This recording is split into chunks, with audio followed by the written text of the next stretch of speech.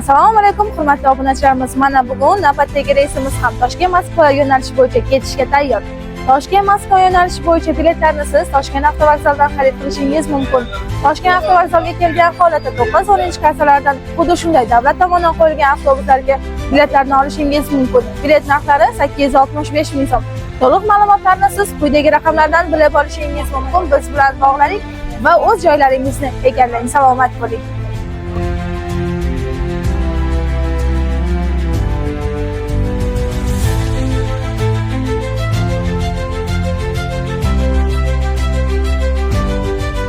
Toshkent Moskva yo'nalishi bo'yicha avtobusga chiqqandik, hamma sharoitlar bor. Biletlar arzon, 865 ming so'mga bilet oldik. Hammaga avtobusda borishlarini maslahat beraman.